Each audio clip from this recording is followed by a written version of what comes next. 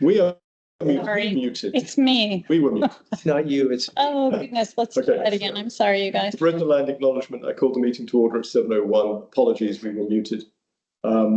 So we're just about to, I read the notices, we're just about to, the initial notice, and we're just doing roll call. So Brian has acknowledged he's here. Thank you. Brianna Sullivan. Present. Thank you. Jennifer Wingard.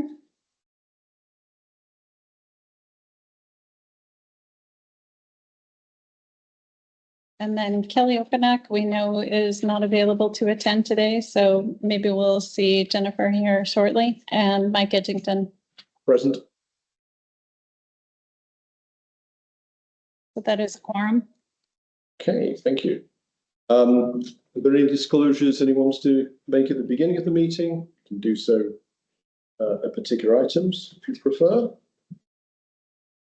Not seeing any, so I'll move on to announcements. All committees of GBOS will be holding officer elections at their January 2025 meetings. The MOA and GBOS joint quarterly meeting is scheduled for January the 27th at 4 p.m. in Girdwood Community Room. The January GBOS meeting will be held January the 27th, a week later than normal, at 7 p.m. The February GBOS meeting will be held on February the 24th, again a week later than normal, at 7 p.m. GBOS seat C will be on the spring municipal election ballot. Candidate filing begins Friday, January the 10th and ends Friday, January the 24th. Information is available at the MOA elections website. The public is encouraged to ask questions and provide comment. Please raise your hand and wait to be acknowledged. To help discussion stay productive, please direct your comments to the board rather than other members of the public. Keep your comments focused on the business under discussion. Please be respectful of everyone's opinions. We will start with agenda approval and revisions. We hear a motion to approve tonight's agenda. Mike, I'd like to make a motion to approve tonight's agenda. However, I am going to be offering some friendly amendments. Okay. I'll second. Jennifer seconds, and just to acknowledge, can you just say your name for the record? Sure, Jennifer Wingard, land use supervisor. Thank you. So we have a motion moved and seconded. You said you had some amendments. So to make for a more efficient meeting and make use of Kyle's time, I'd like to suggest that we move in old business, move number 18, capital projects list, to the top of the old business. Additionally, number 14, Girdwood Valley Service Area Master Planning for the Girdwood Parks. If we could move that to the top of the agenda. Okay. Do you hear a second? I'll second. Thank you, Jennifer. So we have an amendment in front of us to move items 14 and 16 to the beginning of old business. It's because Kyle is currently out of state and up in another state, I should say, and it's a few time zones ahead. I'm going to ask for consent unless I hear any objections. No. Was it item 18 or 16? I thought it was I think I said 16, but I meant 18. Brian said 18. Great, I approve. Items 14 and 18. Okay, I'm not hearing any objections. So that amendment has been made. And then one more, One more. if I may. In the new business, number 22, pickleball courts. Since we have a packed agenda to go through tonight, I think it would be wise to move this item off the agenda for tonight and think about putting it back on once we have some more clarity on the Girdwood Comprehensive Plan and also the sales tax initiative. Okay. Do I hear a second? I'll second. Thank you very much. Again, we'll try and do this by consent. So, Wait, sorry, sure. One other change? Yeah, can we do this first? Oh, sure, Yeah, sorry, do this one. sorry, misunderstood. Yeah. That's fine.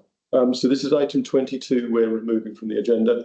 If I don't hear any objections, none in the room, and Brianna hasn't come up. So item 22, amending the agenda to remove item 22. Jennifer. I'd like to propose moving 24 under new business into old business, since the comments for the HLB work program are due prior to our next meeting.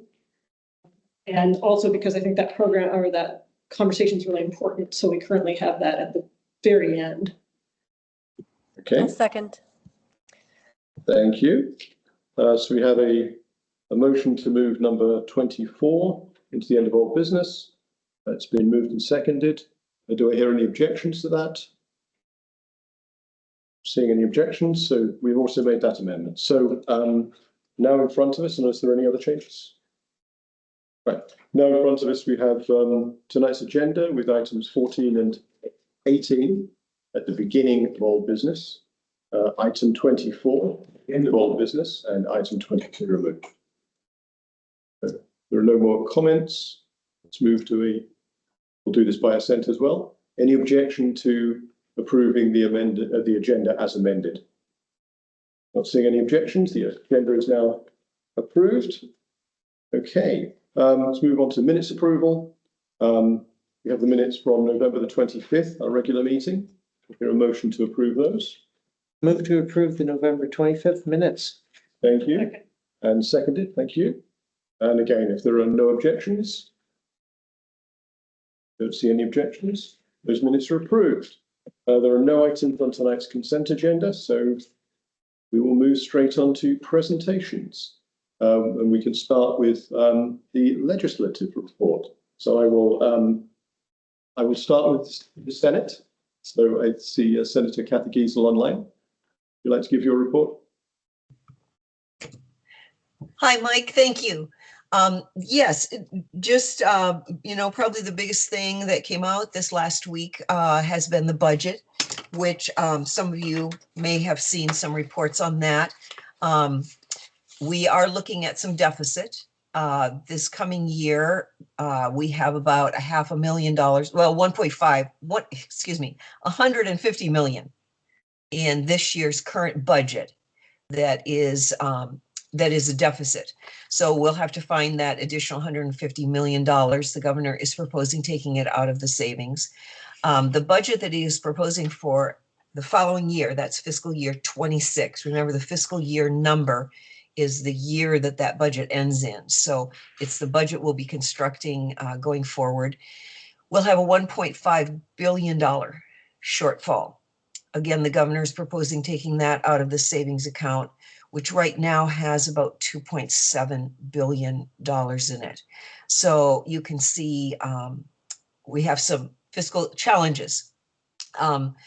We will be counting on, for the fiscal 26 budget, $3.8 billion coming out of the permanent fund earnings. That is the percent of market value that we have transferred from the earnings. That makes up nearly 60% of the general fund. So we are relying significantly on that permanent fund now. So we'll have to keep an eye on that. The governor is proposing a full statutory dividend. That statutory dividend would cost $2.5 billion out of the $3.8 billion that we would be getting out of the permanent fund itself. The Senate will be looking at addressing how the permanent fund is structured and looking at the recommendations that the corporation trustees have made for the last 20 years. And that is to merge the earnings reserve account with the principal of the fund. This would secure the fund more. It would automatically inflation-proof it every year. We wouldn't have to make an appropriation to inflation-proof the fund. Sometimes the legislature has not inflation-proofed. That's a big deal. We lose value because of inflation, right? So we have to make up that lost value, and sometimes we haven't done that. So there's a lot of ways that we can modernize and make the permanent fund itself into much more of an actual endowment, which would serve Alaskans best. So the governor's budget, again, has a $1.5 billion shortfall in it. So the legislature, being the appropriating body, will have a lot of work to do. We have also been focused on Cook Inlet gas, of course, supplies heat and lights for all of us. The small company called Fury has some gas that they are starting to produce. They're producing about 11 BCF right now. with some additional drilling that they've done there, they have 11 BCF.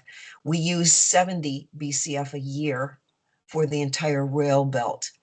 So it's certainly a help. They are hoping to increase their production to about 30 BCF. So that's great. The price right now this year is $12.30, going up to $13. So the price of our electricity and heating is going to go up a little. So we'll be watching to see what NSTAR and the utilities continue to work in terms of a solution for ongoing natural gas to heat and light our homes. So those are just a couple topics. Happy to take any questions.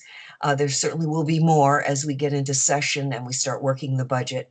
The big question I think a lot of people have is, what about education funding? At this point, the governor is proposing no change in education funding.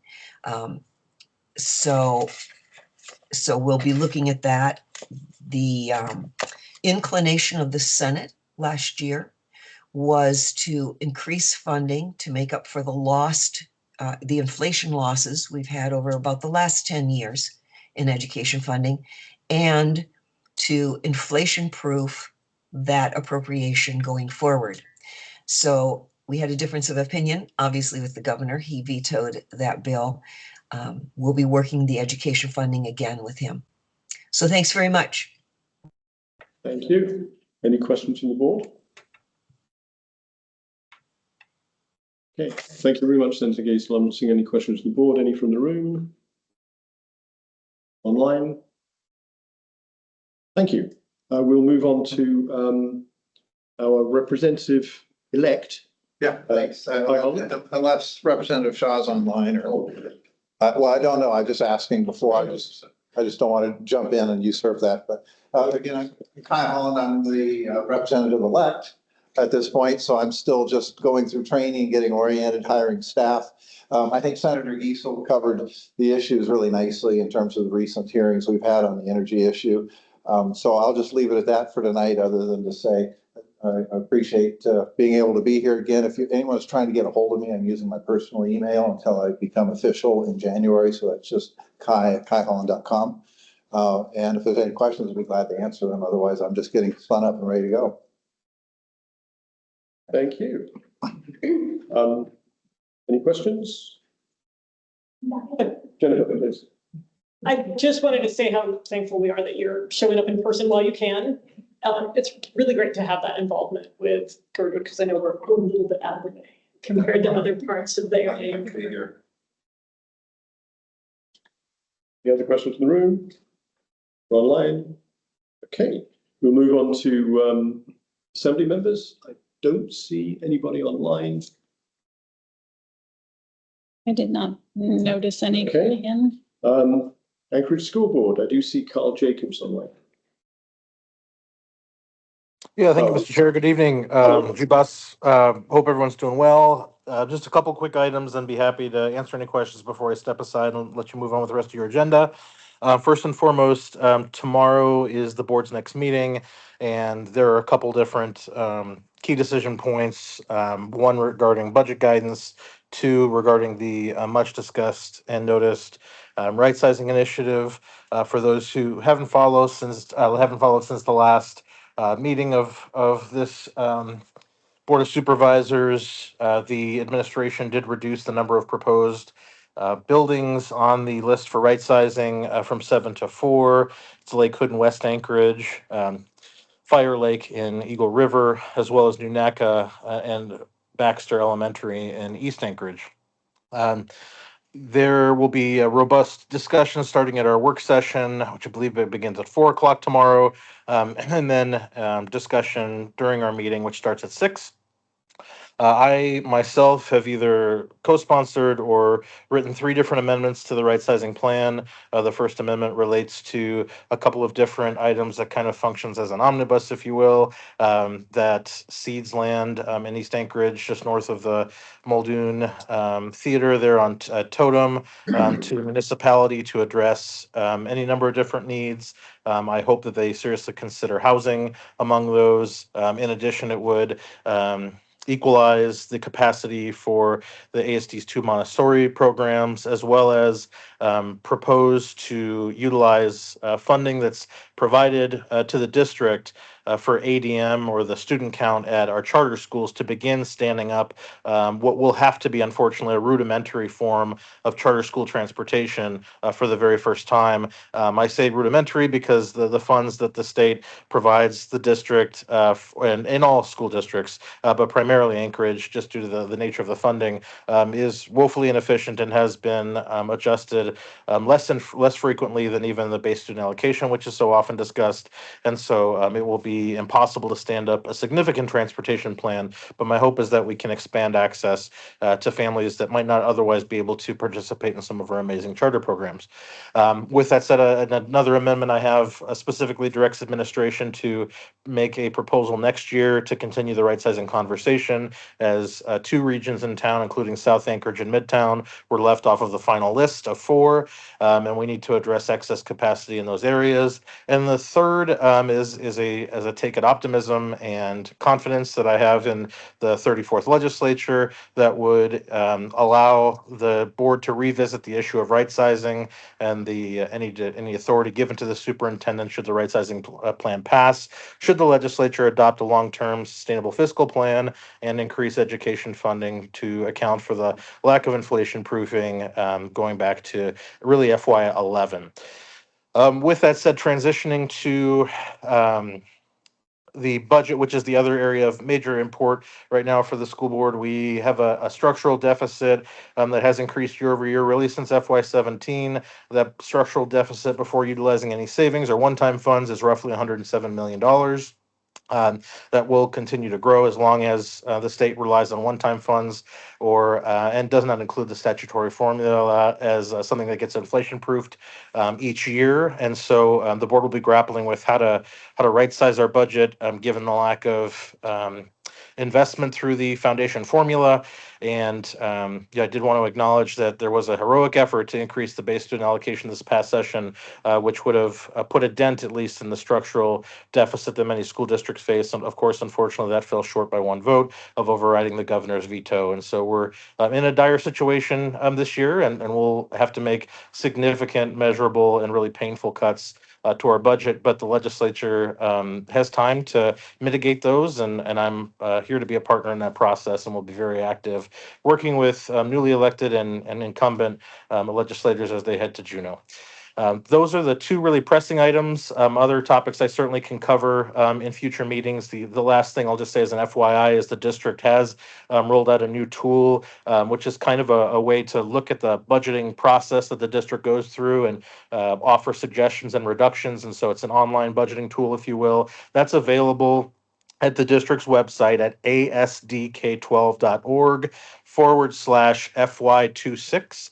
And so you can, look at reductions, increased revenues, opportunities for how ASD could balance its budget. And then you can also submit those to the board and district for consideration and provide feedback there. So happy to offer that new tool. And that's what I have for the Board of Supervisors tonight. Thank you for the chance to speak, and happy to answer any other questions before I step aside. Thank you. Thank you. Are there any questions from the board? Seeing any from the room or online from the community? Not seeing anyone raise their hands. Thank you very much indeed, Carl. Appreciate it. Next report is from the HLB Advisory Commission, Tim Sharman. I didn't see anything in the notes. I haven't seen anything. I guess the big news here is the work plan, the annual work plan for 25 has been released. Now move on to supervisor reports. Does anyone on the board got a report to make? Nothing for Parks and Rec that's not on the agenda. Okay. Same thing with land use. We've got almost all of it on the agenda. Okay. Brianna, I will ask you as well. Thank you, Mike. I do briefly, the Girdwood Fire Board meeting has been postponed and it will be this Wednesday, the 18th at 6 p.m. They meet quarterly and this will be their final meeting of 2024.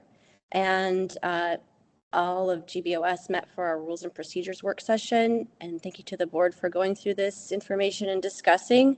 So now how Mike and I can get started on this revision and update. The board was able to look into both the addition and removal of some potential rules and procedures to reflect what our board is doing now and what we'd like the board to do in the future. I look forward to revising this document with the help of Mike and the board to bring it up to the present. Thank you. Thank you. I'm going to mention the letter we were forwarded earlier today.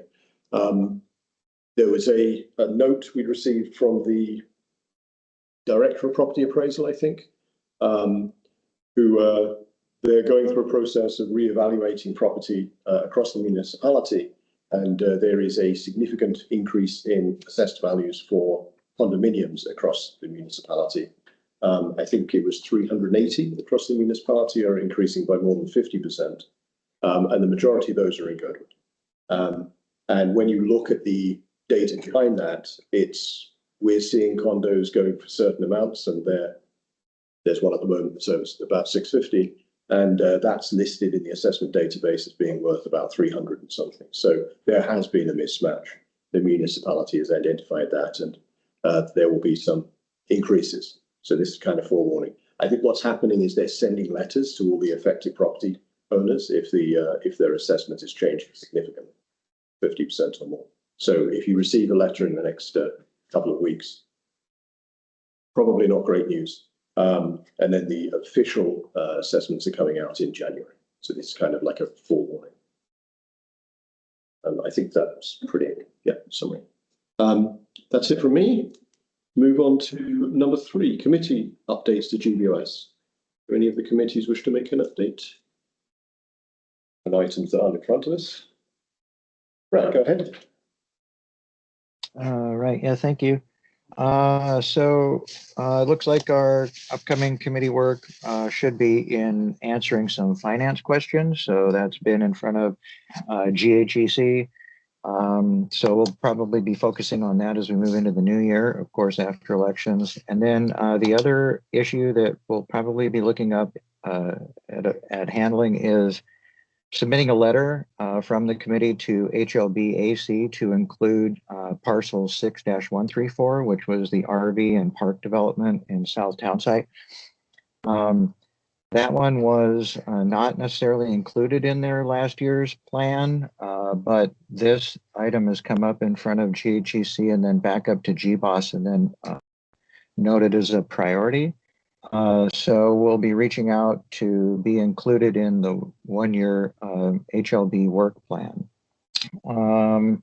So we already have that some money set aside to begin the design portion of that development, and we've really been waiting for the Girdwood area plan to be approved to move forward with that, but we'll be asking for them to look towards a disposal to the service area, and we're looking for HLBAC support during that work plan adoption. So that's the latest update from the Housing and Economic Committee.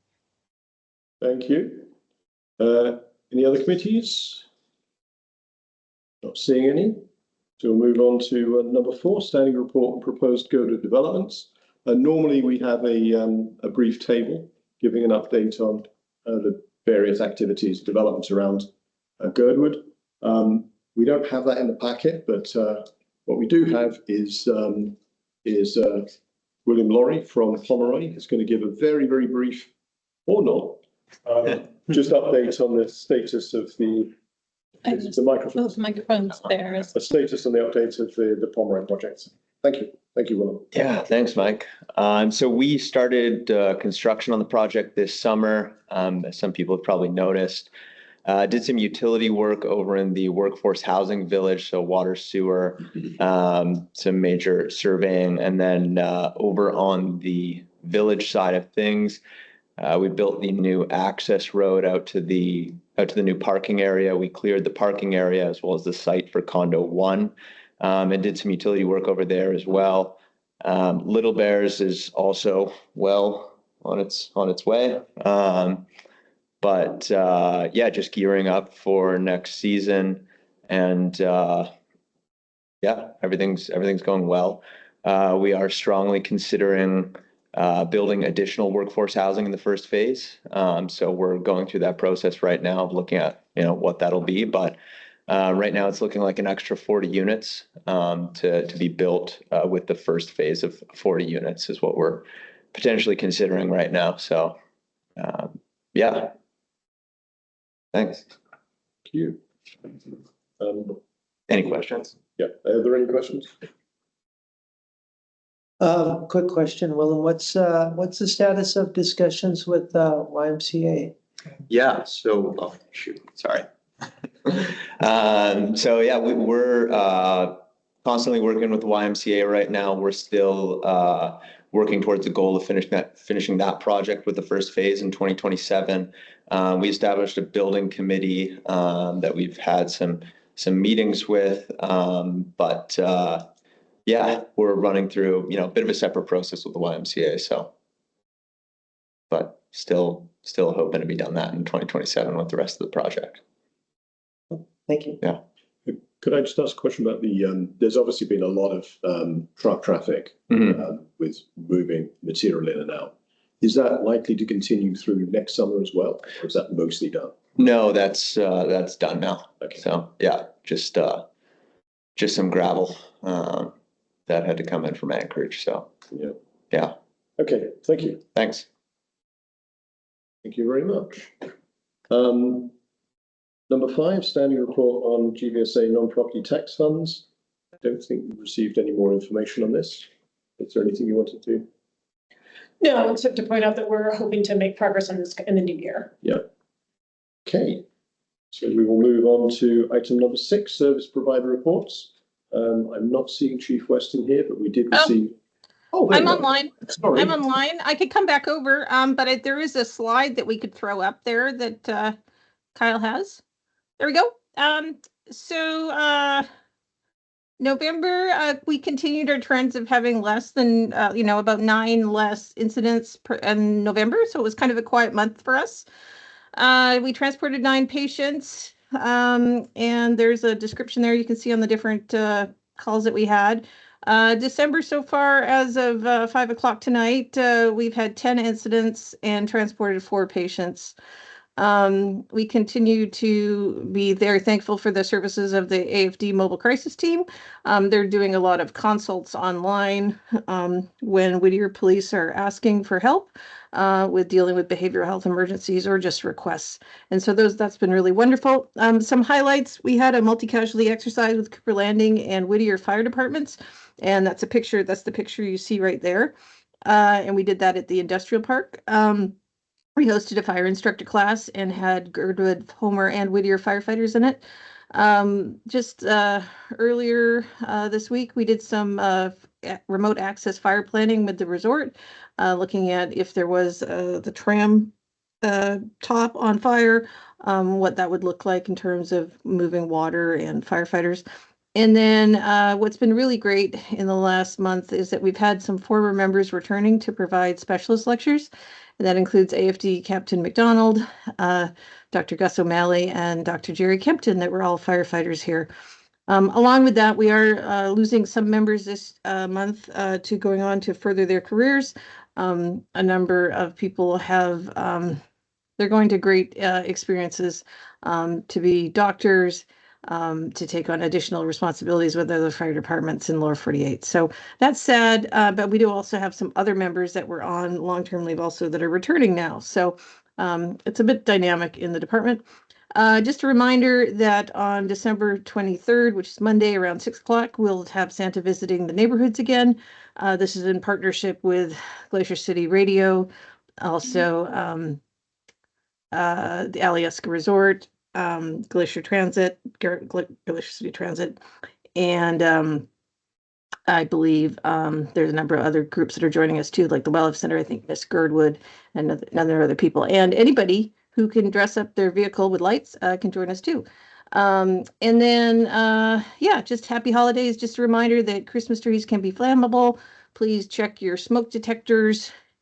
and CO detectors, and just also another reminder to know that when you talk and eat, sometimes that leads to choking. So to just remember to take some time over the holidays, and then take time for self-care over the holidays. They can be stressful for people. Any questions for me?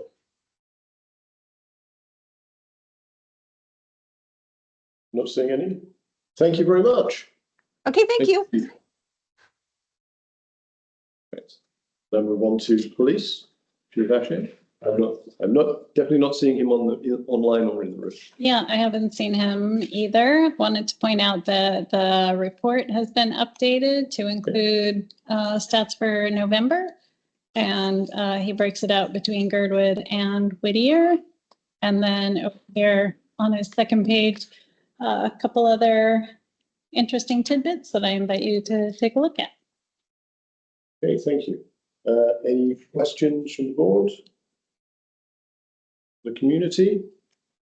Okay, we'll move on to roads, parks and rec. Yep, absolutely. If you- I'll let- more. Yep. Thank Go ahead. you. Hey, good evening. Thank you. Yeah, our report is in the packet, so I won't spend too much time on that, but I'll point out some of the bigger features. We're off to a very warm and wet fall, so there's no grooming. We do ask that people stay out of the meadows until we can get significant coverage out there, about 2 feet, and we'll get active out there again with that. They'll come, but we just need to be patient. So trails are in great shape for hiking. And if you do find any issues on the trails, please let us know, especially with fallen trees, with windstorms. We'll get out there and address them as soon as we can. Switching over the roads, it has been, as I said, a unique fall and early winter here. And so we've only had a few plowing, but we've been doing a lot of sanding and ice control. And it's nice to get some coverage here these last couple of days. But the crew will be ready for that. What is a positive is that it means the budget's in good shape. And so all our departments are where they need to be this time of year for our budget, as outlined here in the meeting packet, and represents where we are for the year. So we're looking good to finish out the year with being on budget, or mostly with surpluses in each department. So that'll work out really well for end of season. So overall, it's going really well. Lots of preparation, getting ready for New Year's and holiday events with Whittier Police, and setting up temporary towing and impounding if needed for the New Year's events, and different things like that.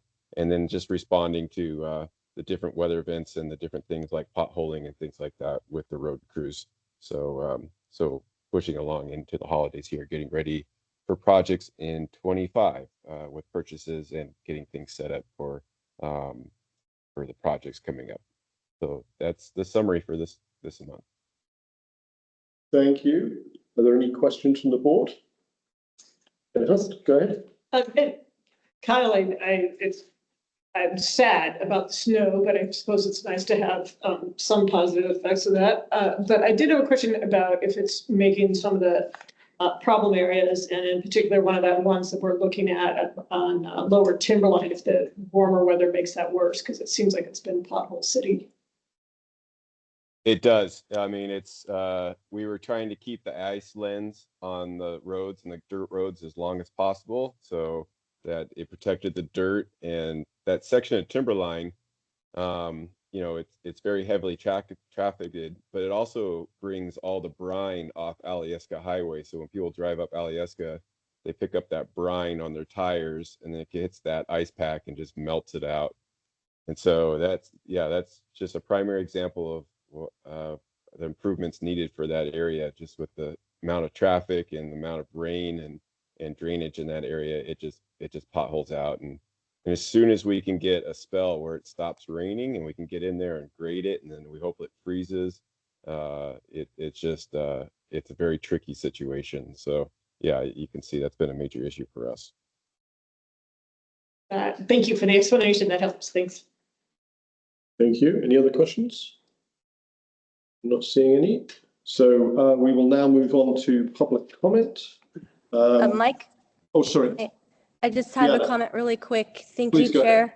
I just wanted to thank all of the presentations and the people online and in the room, and for our last meeting in 2024, and happy holidays. So thank you for coming. That was a public comment. We'll take it as that. So public comment person. It's okay. Persons offering public comment must state their full name and address. Public comment is limited to 3 minutes per person and must be on subjects not listed on the agenda. Would anyone please go ahead, Crystal? Crystal Hoke, P.O. Box 1134. I just wanted to give an update about Little Bears really quick. On Friday, our architect is intending to issue the 100% building documents, construction set, which is a huge mile marker for us. And then on the 23rd, I intend to submit the building plans to the planning department. So that will be an exciting few months while we get our all the final approvals that we'll need with the planning department to move forward to go vertical in hopefully June. So our building pad, we hope to be completed in May. And so that's looking really good. And so Friday is an important date for 2 reasons. One is the construction documents will be done. And second is hopefully, if everything goes according to plan, Lisa Murkowski's congressionally directed spending requests will be approved in the federal budget, and we will be getting $980,000 towards the building. So huge wins on 2 accounts. So thank you. Oh, and also I testified at the Anchorage Assembly in support of the mobile crisis team. Apart from Girdwood, my husband is with the Anchorage Fire Department and really sees the benefit to this program being a resource. And for many ways, one is that it reduces the call volume for the rigs to go out when it's not really necessary. It definitely reduces unnecessary arrests and unnecessary hospital transports. And happy to see that they also serve our community as well. Thanks. Thank you. Any other public comments? Okay, I have one. I'll speak from here, but I'm a member of the public right now. I think this is the first time in about probably 4 or 5 years that the comprehensive plan is actually an agenda item. So I just want to give a quick update during public comment. The Girdwood comprehensive plan is in front of the Assembly tomorrow evening for public hearing.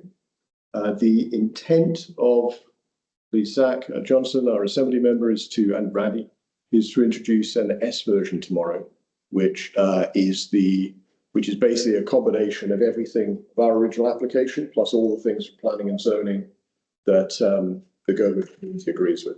So what this means is the S version will start from basically Girdwood's latest position, or what Girdwood wants out of comprehensive plan.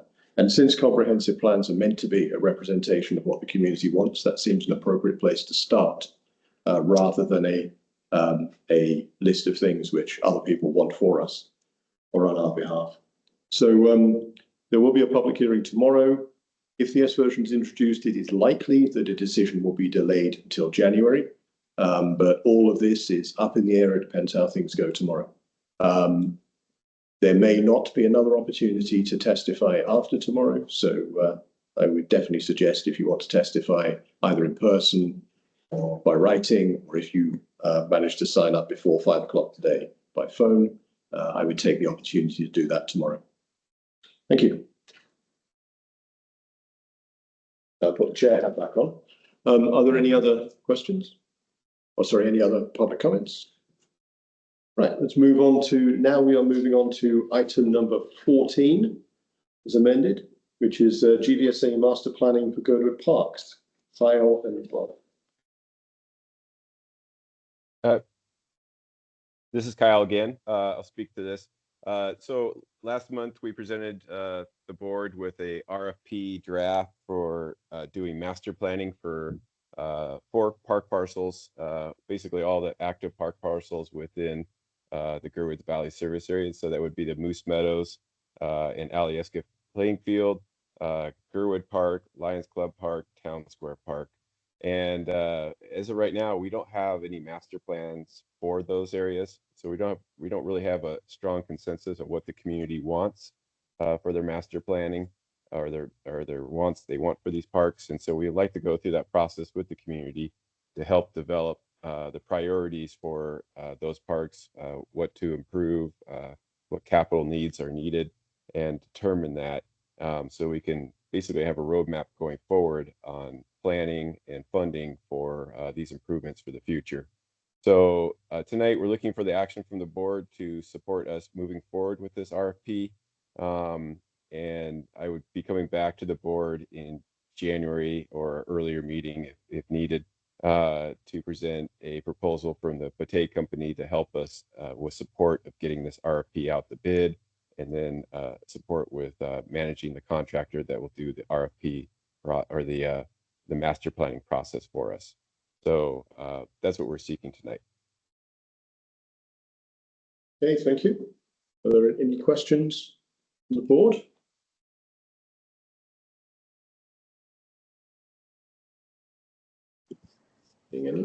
Brian, do you have anything to add, sir? No, not this time. I think we saw a draft of the RFP last meeting. Yeah, it's up on I just wanted to check it. now. It wasn't in the original packet. Sorry about that. Okay. That's right. Brianna, please go ahead. Oh, thank you. I was going to move to support the GVSA master planning for Girdwood Parks to go forward. Okay, thank you. Do I hear a second? I'll second. Thank you, Brian. Any discussion on the motion?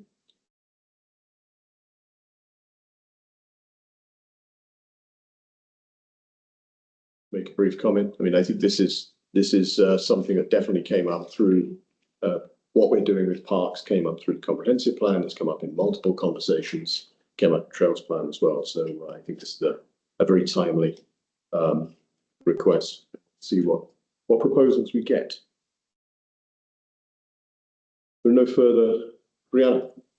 I would agree with Mike, and thank you, Kyle, for all of your work on this, and Margaret too. And all of us had been through those last few years as well. So I look forward to the future planning. Actually, I do have one quick logistical question for Kyle. When would this, if we approve this tonight, when would the RFP be out on the streets approximately? Well, like I said, I'll probably come back to you with that proposal from the Bate company. If we get approval for that, then most likely we try to have it out in February. Okay, thank you. And we're likely to see that next month. Yes, yep. They're working on the proposal right now. I met with them today. Okay, thank you. Any other questions? Please, Chris. Question about the additional parcels that are being discussed and have been considered, and how we incorporate them into the master planning process. So we will, through the master planning process, we will identify potential new parkland.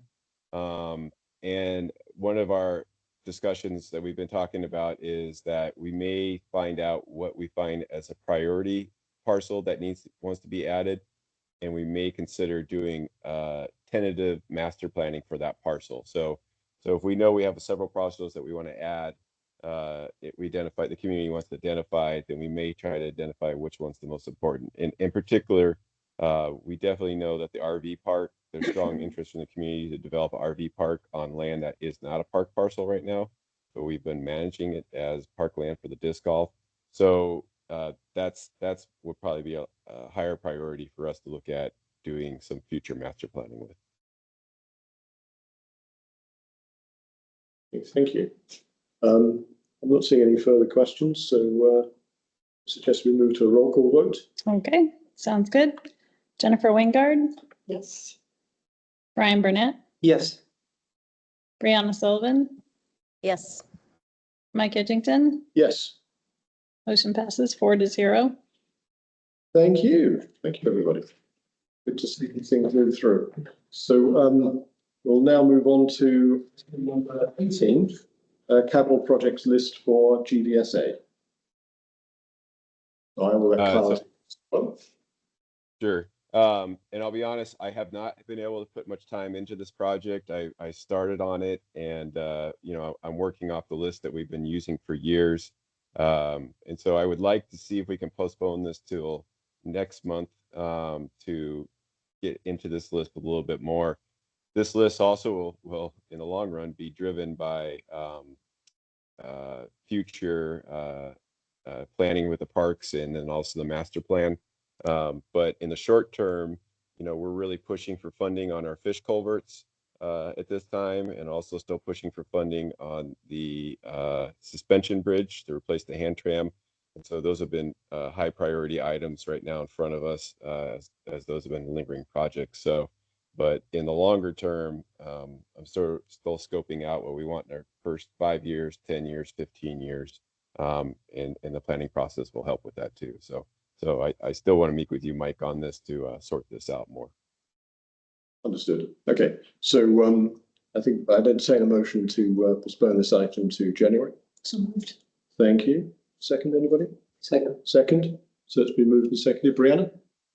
I had a question also on this, and now it's discussion. So I thought this was due tomorrow for a community council / encourage capital projects list. So I think there's several things going on here. There is a process that starts early next year for submitting things for the capital budget in 2026. But because we are not a community council quite, we're within the municipality as well. There are a couple of other paths for us. So that's why we're trying to prioritize this and get it lined up so we have a list which is available and ready. But I don't believe we have a hard deadline of this month. I think we thought we did, but we don't. Okay, that does sound correct, and I do remember our board was listed on that email, even though we aren't a community council. So yeah, that makes me feel better, and I'm happy with moving it to next month. And I'll just state one thing that we've really been pushing, especially for a state appropriation, if capital funding is available, is those fish culverts on Alyeska Creek, but particularly the one on Mount Hood, which is the primary access to the state-run airport. And so that's we've been putting a lot of pressure into that for this year, knowing that we have to really narrow our fight on what we're trying to get funding for. Thank you, Carl. I should note we have our representative-elect scribbling very manically about that. So There'll be a deadline. that has been noticed. There'll be a deadline in early February. Okay. Capsus submissions. Good. So that was if the request to the state go through CAPSIS, and the deadline there will be February. Okay. So I think we have a motion and a second. We've discussed it. Unless there are any more items for discussion, I will do this by consent. So does anyone object to approving that motion to postpone till January? Not seeing any. Postpone that item to January. Thank you. Getting through this nice and efficiently today. Now we can move on to item number 7, which is agenda item LUC 2410-05. Request for LUC recommendation to GBOS resolution of support for extension of water mains to all Girdwood mine roads to be added to the AWU project list. So I will ask Brianna, could you chair this item, since I've got to probably be asked questions and Yes. field some things? Thank you.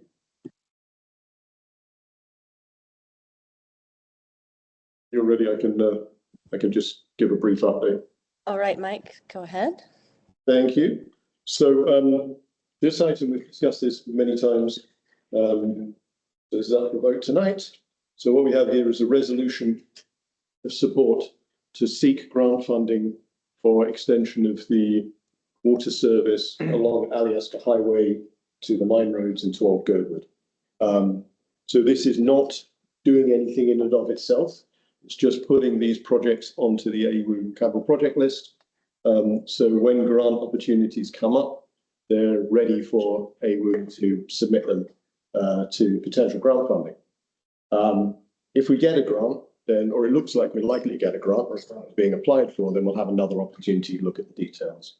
There were a lot of questions came in during the multiple LUC and previous GBOS meetings about costs. Most of that depends on what grants we get and when, and the details of that. So that information just is not available. This is a This is about positioning ourselves so we can make use of the potential grant rounds that are coming from the Infrastructure Act, from the previous or current federal administration, I should say. Yeah, this is also a recommendation from the comprehensive plan as well, that we try and get water across the whole of the municipality. So we've discussed this a number of times, so I'm just going to throw it out if there are any questions from the board.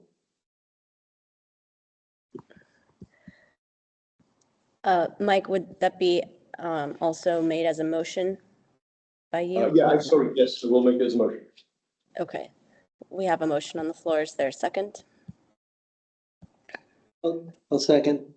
Thank you, Brian. Are there any hands up in the room, board?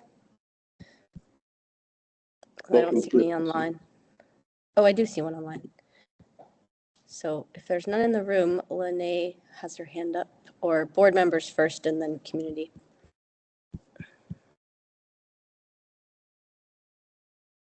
Okay, question or comment, Lene? Yeah, hey there.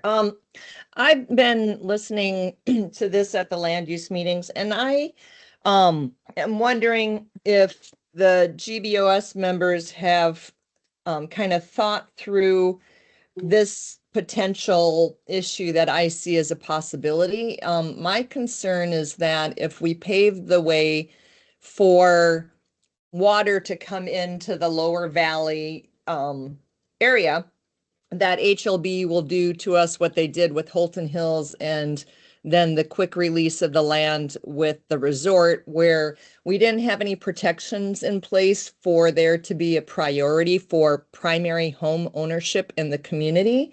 And, you know, the Holton Hills was pushed on us. And I'm concerned that if we get this thing rolling before we ever get our protections in place for the community, that's going to happen quickly and we won't have prioritized those protections for the community. And I'm wondering if GBOS members have thought similarly to me, and if they don't, what they can share about why they don't think that would be a concern since HLB did it to us before.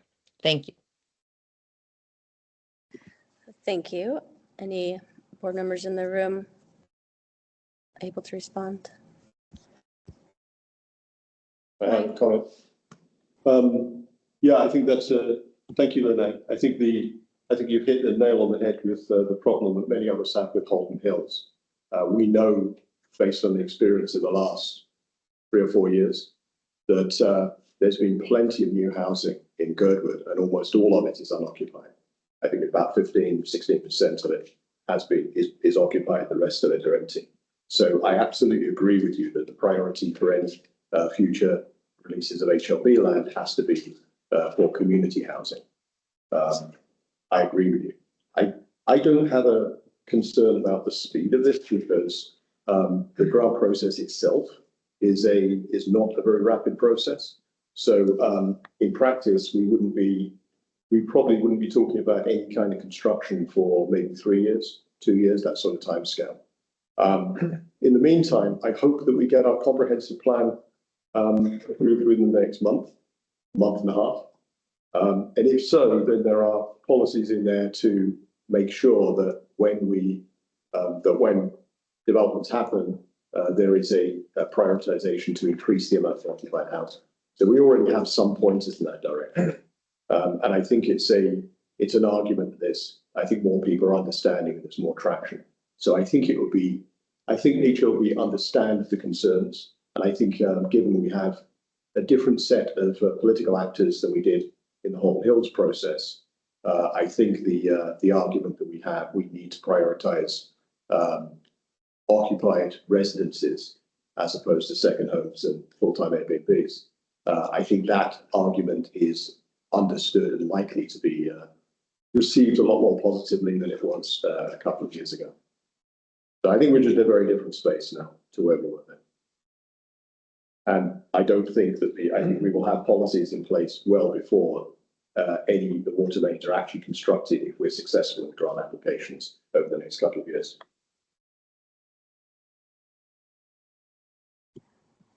Any other comments in the room?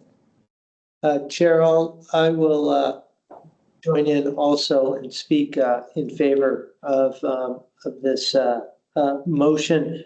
I'm looking forward to getting on the list of possible projects so that we do have an option moving forward if that option is presented to us. And I am going to have faith that as the Girdwood Comprehensive Plan is approved and implemented throughout the valley, that we'll have some of the protections that Lene was concerned about. Thank you. Another question, Brett, or comment? Yeah, thank you. I just wanted to make sure to register a comment. It's just as we're moving forward, understanding that some of these grants have obligations and matching obligations associated with them. So we're talking about potential property assessment and matching funds potentially, and the other or increased ratepayer obligations. So other existing customers of AWU would be looking at higher rates potentially to match some of those grant opportunities that are, as stated in the first sentence, unknown. The other thing is that a potential well failure in, say, the mine roads or Lower Girdwood could be very cost prohibitive to have, for somebody to try to connect and expand that distribution system. So as we discuss this, the unintended consequence is extreme costs for a potential connection in a neighborhood that really doesn't have any customer base. I mean, that's been discussed in land use committee of the very small number of lots to be developed down in that area where the distribution system was proposed. So I would just want to get on the record saying that there seemed to be some unintended consequence risk, and that just keep our eyes open to that as GBOS looks to obligate existing ratepayers in the valley to these types of developments. Thank you for the time. Thank you. Any further comments from the board? I have a question, Brianna. Uh-huh. This is Jennifer. I am a little curious if we have any insight about why we never heard from AWWU. Like, it just seems like there's so much money on the line here. And so I think in future, when I'm writing a letter of support for them to apply for a grant, I'd love to hear from them. And I think we asked, if I could ask that question. We did. There wasn't anyone available this evening. Okay. They were very supportive throughout the earlier discussions, but it's been a little bit harder to get them in the recent past. Just to actually turn up to you. Right. So just because I think we've, as you say, I think we've talked about this a number of times, and so we haven't heard from them on any of the LUC or GBOS presentations. Okay. Thank you. Thank you. And may I also make a comment at the moment? Everyone's already stated it, but we have heard this numerous times. It comes at no cost to us to submit the resolution requesting to be added to AWWU's capital projects list. There's been significant research, time, and work that's completed thus far to get this resolution where it is. And we are amidst a critical timing for this, and water extension is in the interest of community stability and safety. Further, this is in alignment with what the Girdwood Comprehensive Plan says and demonstrates that we move forward. During previous meetings, Chief Weston expressed support for this item for fire suppression and the rating of our Girdwood Volunteer Fire Department, as well as for the safety of homes and personal property in Girdwood to fire. I will be supporting this item and voting in favor. So if there are no other comments, Margaret, I'd ask for a roll call vote. Thank you. And so, try and stick with the same order. Jennifer Wingard, Yes. Brian Burnett, Yes. yes, next would be Mike Edgington Yes. and Brianna Sullivan. Yes. Motion carries 4-0. Thank you. And Mike, if you'd like the chair back for the next item, you may. Hey, thank you. Thank you very much. Thank you, Brianna. So now we've moved to item number 8, Glacier Creek, California Creek, Turnagain Arm levee protecting Old Girdwood. Kyle Halston? No, we've divided Kyle. Okay. I know we did get a memo from HLB on this item, which I think is in the packet. It is, it seems. I will hand it over to Jennifer, who listed grow up. Sure. Well, this is another item that we have discussed numerous times, and I think that the main aspect of this is actually under our new business item down in 19. And so I think that what I would say right now is that if we did get this very thorough report from HLB, I don't see an action item on this that is separate from the one on 19 unless we have disagreement. That's my interpretation as well. Okay, thank you. Great. So just to repeat, summarize that, there is an action we will be discussing under new business. In the meantime, there is a report or a memo from HLB, which I think goes into the history and describes the state of the city levy in quite a lot of detail. So you can peruse that at your leisure. We'll now move on to item number, sorry, please. So does that mean we can remove number 8 from the agenda? No? I think we've dealt with that. Yes. Okay. Move on to item number 9. Review and discuss GBOS rules and procedures edits. So I think Brianna mentioned this earlier in the supervisor report, but we had a work session last week. Time is flying. To discuss how we were going to go through this process, and we decided how we were going to approach it. So there are things that are in our rules and procedures which are probably don't meet the legal and statutory requirements, so we have to update those. And there are things that don't reflect what we do now, so we're going to update those. We also intend to make some changes in the future, but what we're going to focus on in the next probably 2 months is to get the rules and procedures consistent with our legal and code obligations and consistent with what we do now.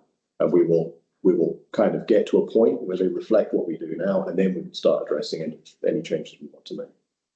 And a couple of us got specific tasks to do over the next few weeks. Anything anybody would like to add? But this is more of a status update.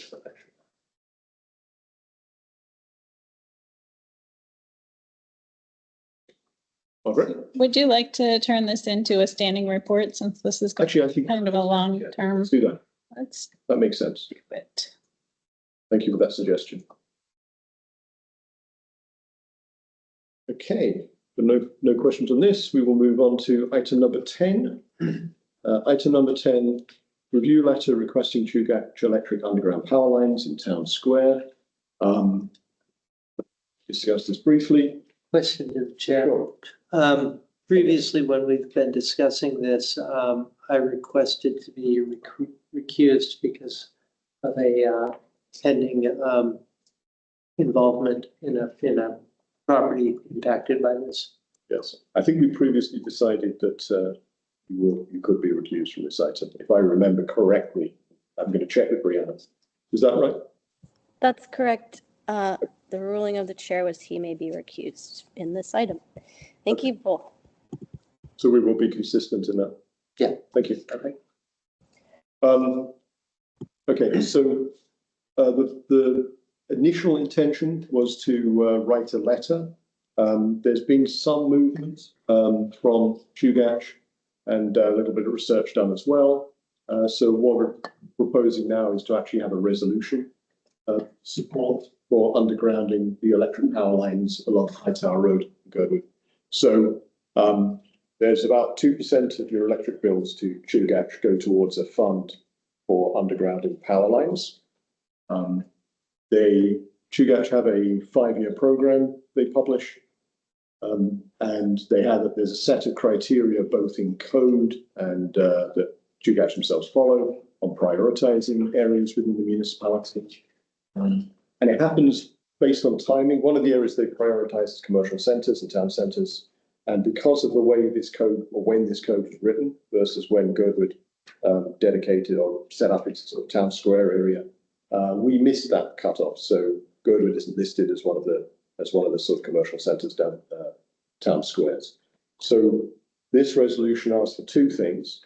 It asks for Chugach to put the undergrounding of power lines along High Tower onto their list, and also basically requests an update to Anchorage Code as well to include Girdwood Town Centre as one of the priority areas. So the idea is one of them is a voluntary ask of Chugach, and the other one is a code change that would require them to do it anyway. So what's interesting about this is when the town square and the roads were paved and everything, all of the other lines were undergrounded except for about 5 power poles along High Tower. So that's really the only section. It's about 500 feet from the junction of Alyeska Highway to just behind opposite, but just beyond the post office. So language is here in the packet. I think I'm still sharing, so I would entertain a motion to pass this resolution. Brianna? So moved. I'll second. Thank you. Thank you. Any discussion? I'll just thank Ellen for bringing this forward as a comment and all of the work that's been done thus far. I think it'd be great for Girdwood and good for Chugach. Okay, any other comments? The board, any other comments from the community? Seeing any, let's move to a roll call. All right, Jennifer Wingard, Yes. Brianna Sullivan, Yes. Mike Edgington, Yes. and of course, Brian is recused. Motion carries 3-0. Thank you very much. 9 minutes past 8, already at number 11. Sorry, I made this superstition. I shouldn't have said anything else. Okay, let's move on to item number 11. Agenda item LUC 2407-04, UBO's action on service areas, STR registration and regulation. I will start on this. There's a couple of proposals around based on a reasonable approach to regulating short-term rentals in Girdwood. I know GHEC have worked on it. What we plan to do is, what we're still planning to do is have a discussion with the new planning director in January about this and a couple of other things that are coming along. There is a question currently with legal about the status of short-term rentals and how they fit within code. The outcome of that, if that's done in time, may inform how we approach this. But this is probably, I mean, basically it's on hold until we have a meeting with planning. The idea is to do this collaboratively, but if it looks like that will take too long or it doesn't meet our needs, we may just pursue this more directly and work with our assembly members to get something introduced. So this, as far as I'm concerned, it's from my perspective, I think we're on hold until a January meeting. I would like to now see if I think Matt's here and Brett's online. So if there's anything you'd like to add or comment on or suggest, please go ahead. No. Okay. Yeah, Okay. thank you, Mike, for all that work. Looking forward to that meeting in January. As soon as we have a date fixed, we will share that info. Okay. Number 12, Project Anchorage, Girdwood Arts and Recreation Project. This is with you, Jen. Sure. Well, this is another thing that we've had a number of presentations on, and it boils down to a project put together by very hardworking people. A lot of time and effort into a project that has potentially been selected by the Project Anchorage group. This is still in process at the assembly level, but I believe that we're seeking a resolution of support tonight to encourage that along in that process. And long story short, I see Crystal's here, so I won't belabor this too much, but long story short, it's approximately a $7 million project. It's originally envisioned with about 4 million of that going to an arts structure and artists and residences and arts, directly art related projects and other parks and rec projects, including the RV park is included in there. So Chris, I think, sorry, that is what I have to say as the supervisor. Thank you. Go ahead, Crystal. Thanks. Yeah, I think covered it in multiple meetings. Happy to answer any additional questions. I would say that it's the funds split is a little, I think that under the circumstances would be slightly changed because I did have the pump track showing up under the arts district where I do think it makes more sense to put the pump track on a Parks and Rec parcel. So that would transfer $500,000 back onto the recreational side, but still the number is the same. So it's just maybe more equal in being split. But do you see this as things that could benefit our community from a placemaking standpoint, recreational standpoint, culture standpoint? And I think that this language that's in the proposed resolution is pretty broad and that it supports what was discussed at GHAC and at land use, so that the community is supportive of the concept. I did reply back to Margaret that I'm okay with this language, and then as I thought about it a little bit more, maybe would say for consideration for possible funding opportunities instead of saying for consideration by the Anchorage Assembly. That way we could use this resolution to pursue other grant opportunities should Project Anchorage not come together. But I will leave that up to the discretion of what GBOS wants to do. But hopefully you guys can support this. Thanks. Are there any questions from the board? Yeah, I do have a question. I think I have something similar to this in UC. So I know that I think the original proposal was it wasn't going to include anything that was housing. It was cabins, but not necessarily housing. And I know that's changed a little bit. So can you say where the proposal currently stands? So what I had heard when we were drafting together the project was that they were not interested in housing. And so, but I really, really wanted to include it, especially with the role that I play on GHAC. I really was trying to make it work somehow. And so I did suggest these cabins as artist and residency cabins, and was kind of hoping for long-term rentals. The feedback that I got back from Jenna Wright was that I wasn't absolutely, it didn't have to be exactly to what I submitted. So I'm hoping that I can tell them, like, my community has, given me the feedback that they would really like to see the majority of these be long-term rentals. And I'm also in favor of that and open to that. So I think that that's what I would pursue forward. And I think that it sounds like that might be okay. So I would like to dedicate at least one to an artist in residency so we can tie in the art district there. And then I would like one to be available for a caretaker to enforce rules of the community and make sure that people, don't leave things outside their cabin and things like that and collect rent and things like that. And then the rest of them would be long-term rentals. So 9 long-term rentals would be what I would like to see there.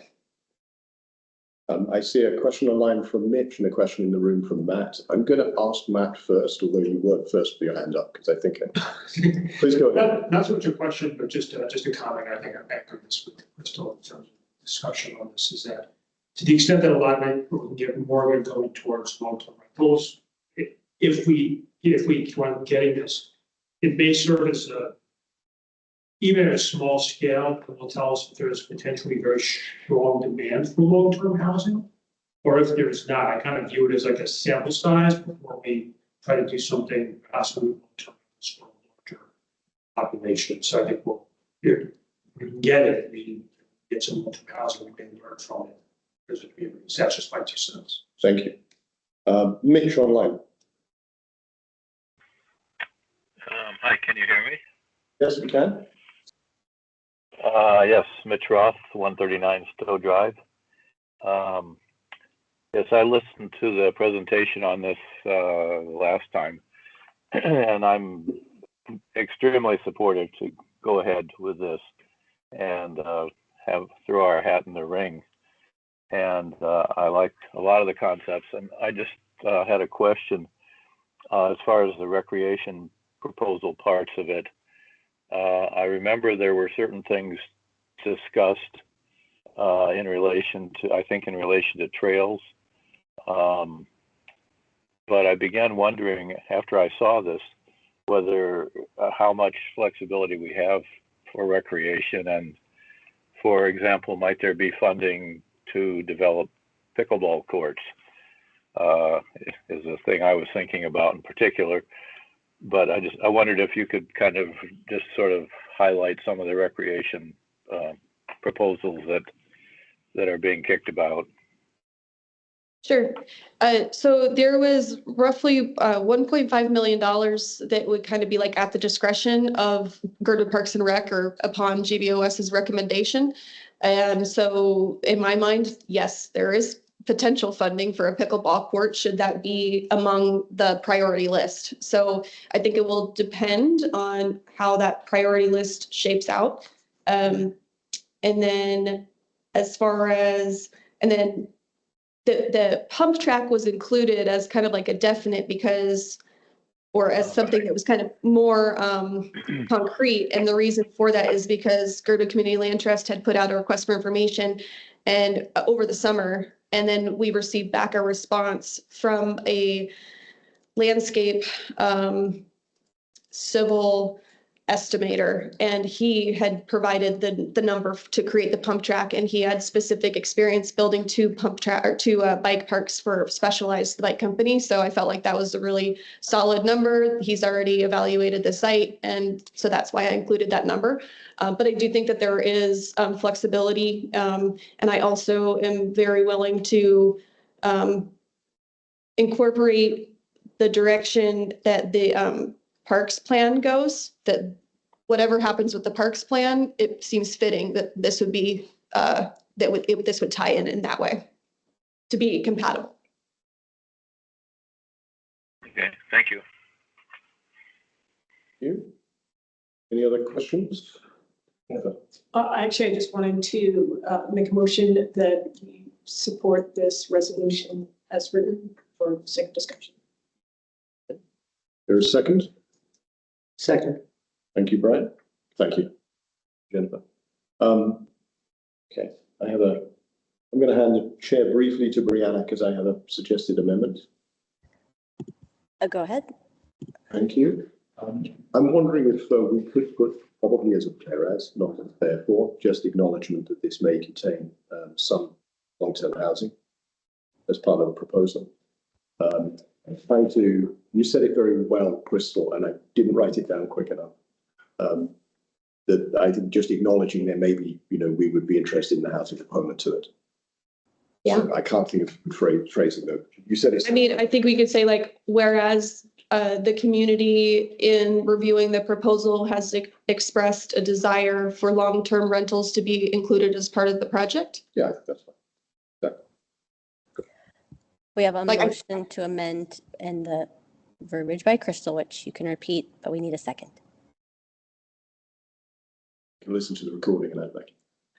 Do we have a second? Second, I'll second it. Okay, thank you. But I do need clarification.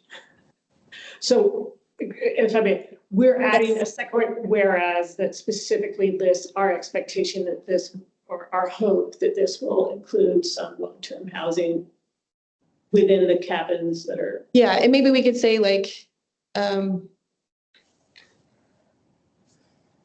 something to the effect that our artisan residency cabins were suggested, comma, the community has provided feedback they are interested in seeing some of these cabins utilized as long-term rentals. Something like that? Yeah, I think maybe you could almost miss the first clause and just say the community expressed interest in housing becoming long-term rental. Okay, and then I do have, just to give a little bit of additional context. So I've been surveying the community, and I have 107 responses, and specific under the cabin question, like some of the other answers were yes, if it's for long-term housing.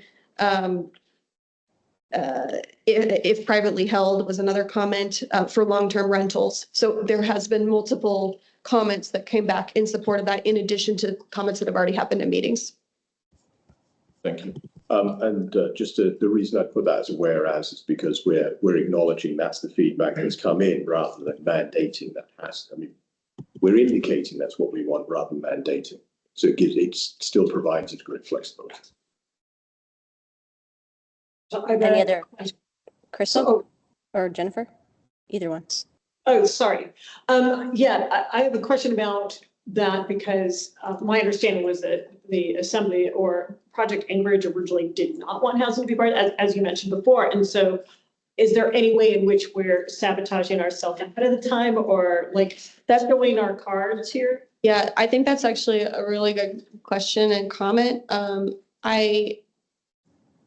Because I feel like, I don't know, like if they decide, well, because they all know that housing is important in Anchorage as well, right? And so like if we get housing out of in Girdwood, like maybe they're going to be like, well, we also want it in Anchorage. So I don't know if that will create a problem, but I definitely acknowledge that that's the feedback that I've been receiving from some community members. So I feel like I do think that by adding it is not saying like it must require it, but just acknowledging that the feedback is in support of that.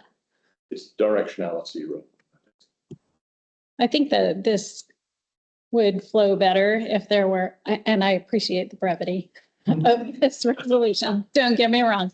But I think if there was something that said like how the list was created, and then say, then you could hit that, you know, some of the feedback has involved that there's interest for turning the housing or having housing that is long-term rental.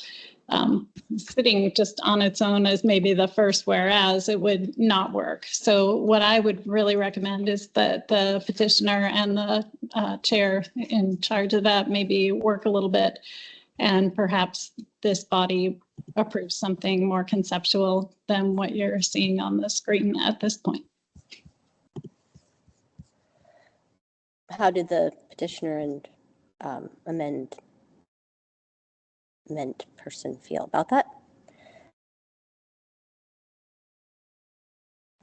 Does that mean we do it later? Like this, I mean, that means we finesse this, the GBOS passes it, and I would be okay with that as long as I'm super clear on what GBOS wants. And in particular, I would like a vote on this motion or this amendment, because I want to know if as a board, we want to be this direct about our expectation for housing in a project that they said they don't want to have housing in. So I would like a vote from the board on that one. Okay, on that end, I think I would suggest, because the Project Anchorage is tomorrow, or no, wait, that's not a public hearing, never mind. But do we have enough time to come back again before the Project Anchorage? No. We're gonna. So I have a suggestion, concrete suggestion here. So I think what we can probably do now, I'll make a suggestion about amendment, and I'll just list 3 whereases to add, and then the exact wording. I think I trust that if you get the sense of the meeting here, you can finesse the exact wording. But I think the essence of it would be, well, keep the same first whereas as is. The second whereas would just describe very briefly what the proposal contains. And then the third whereas would mention the community preference for a housing component as part of that.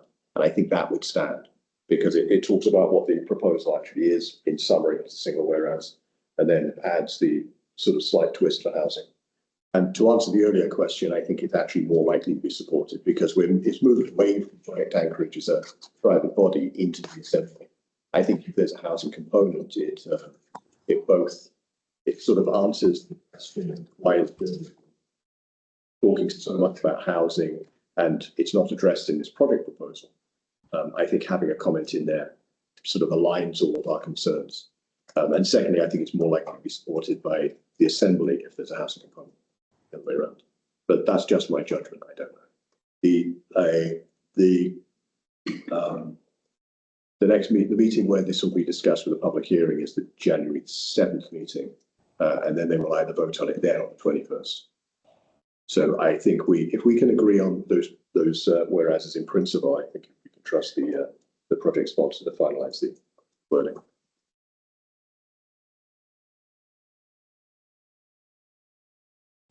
Any response to the suggestion?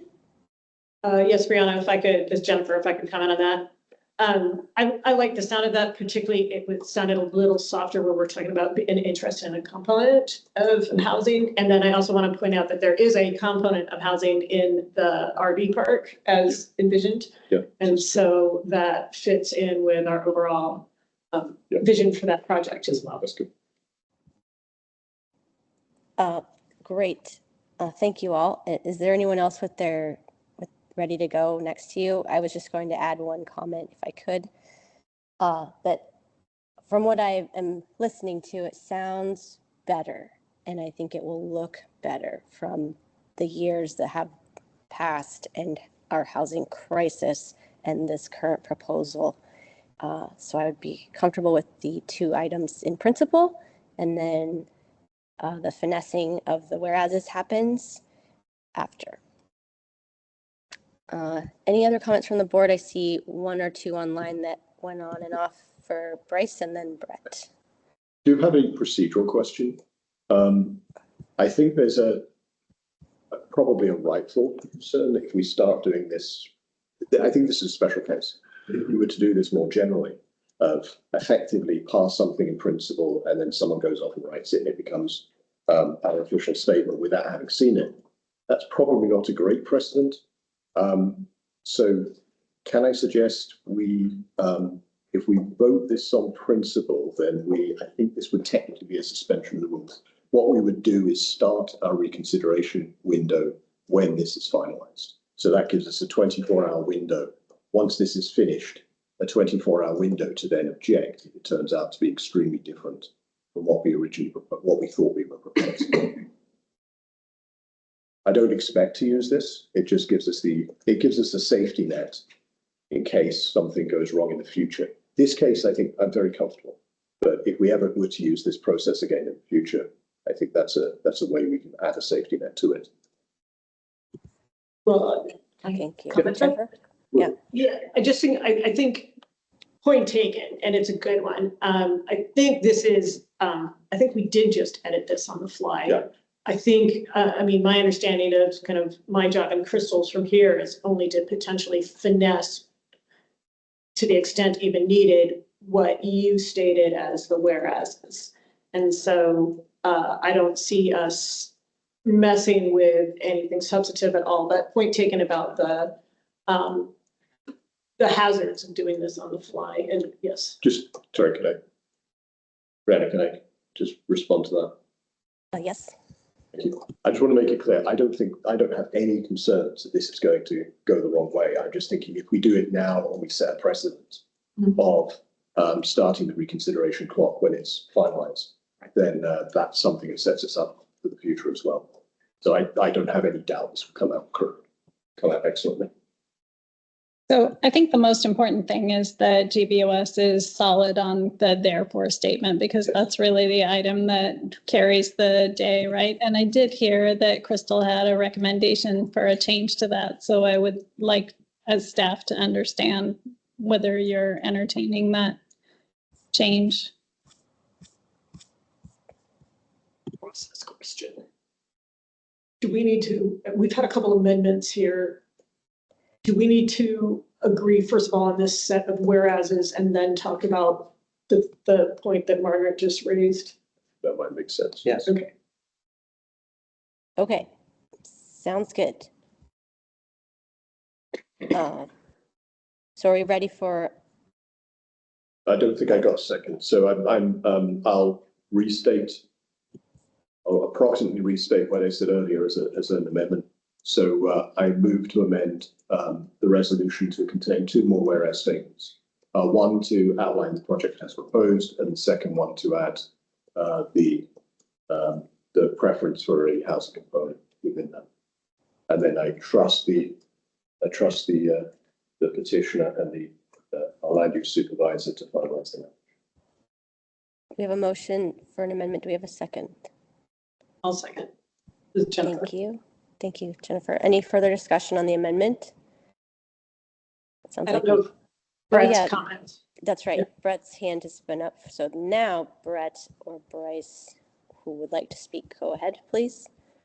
On the amendment. Thank you. Yes, thank you. Wanted to just note, Crystal, the petitioner's willingness to accommodate long-term rental for workforce and make that adjustment. But it was my understanding that Project Anchorage was really excluding housing type of projects. So my read on this was just to make sure or caution maybe that we don't get excluded from consideration by being too long-term housing focused, if that were to take it away. And I just, again, wanted to reiterate, I did like the flexibility a little later on where some of that could be adjusted. So that was my read. I didn't want us to be painted into a box as you consider amending the language. Thanks. Thank you. Any other comments on the amendment? I'm not in the room, so if there are any, let me know. Otherwise, I would ask for assent on this. Are there any objections on the amendment? Hearing none, the amendment passes. Are there any further amendments? Crystal, did you have a suggested amendment before all this? Okay, so my suggested amendment would be the title, Resolution of Support for Girdwood Arts and Recreation Proposal Concept for Project Anchorage and Other Funding Opportunities. And then to change for consideration, strike Anchorage Assembly, and say for consideration, Arts and Recreation Proposal for consideration of possible funding opportunities. That way, this resolution could be used as a basis for helping to apply for grants should Project Anchorage not come together. So basically adding additional funding opportunities onto that. Thank you. Brianna's chair. Okay, sure. So Go Brianna, go for it. Mm-hmm. Sure. Since I think I was the original, I think I put this motion forward originally. I'm not actually comfortable with that. I feel like we're both providing a blank check, but also the Project Anchorage and this proposal this proposal was very specifically designed for Project Anchorage and their requirements and their stated priorities. And so I would like to see that if we are going to apply for grants in the future, that we do bring this back to, because the Project Anchorage process did not include a public approval process and didn't include a Girdwood public process. I'd like to see us, if we go on to apply for grants, to have it come through LUC and GBOS to make sure that we have, and we have a chance to put our community priorities. And I think you guys did an amazing job. You had to go with what they stated, but I would really like us to be able to have the public process that they kind of cut us out of. So that's what I have to say about the next proposed. Thank you. Any other comments? I don't hear anyone or see any hands. Thank you, Crystal, for your work on this, and I'd ask for a roll call vote from Margaret, please, for the Sure. motion as amended. Yes. Or resolution. Sorry, can I just make sure we're agreed on my suggestion about reconsideration? I'd like to. Please go ahead. Yeah, I'd just like to propose formally that we change the rules slightly so that reconsideration starts once this resolution of support has been finalized and distributed to the board. Okay. Again, I don't expect that to be a concern here. It's just a precedent we can use in the future. Okay. So is that a motion? It's a motion, yes. Okay, I second that motion. Thank you for the second. Any further discussion? I know you clarified it, but any discussion? I'm sure it'll be flagged in the publication of it to us in the email after this. Any objection to that motion stated? Hearing none, the motion passes regarding the reconsideration once this becomes public. Now back to the main resolution as amended. I'd ask for a roll call vote. Margaret, please. Sure. Jennifer Wingard, Yes. Ryan Burnett, Yes. Mike Edgington, Yes. and Brianna Sullivan. Yes. Motion carries 4-0. Thank you. Thank you. Okay, moving on. Next item. Back to you, Mike. Thank you, Brianna. So I have to hit my pretend gavel now. Okay, so item 13, GBS resolution on proposed 3% municipal sales tax. That will be Jennifer. Sure. So this has been, again, talked about a great deal. And I talked to the petitioner about it today, and it seems like, and I believe Bryce is online, so Bryce, correct me if I'm wrong on this, please, but I think that the current idea about this is that it is better if we look at this in January based on the assembly time. Bryce, did I get that right? Chair. Yeah, thanks. Through the chair on that. Yeah, it's kind of a rock and a hard place because the next time GBOS is going to be meeting is going to be after the deadline for when the Anchorage Assembly must pass a ordinance to put it on the ballot in April. And because of that, our exclusion would be, if they do not include us in any project, for example, our exclusion would be pretty much ceremonial in effect, where we would just be telling the assembly after it's already on the ballot that we don't want part of it. So it's a rock and a hard place, but it's something that has been extensively discussed about and should be, still passed ceremonially if we are including the sales tax without the project. So I think that's the only thing I would add. Thank you, Chair and Jen.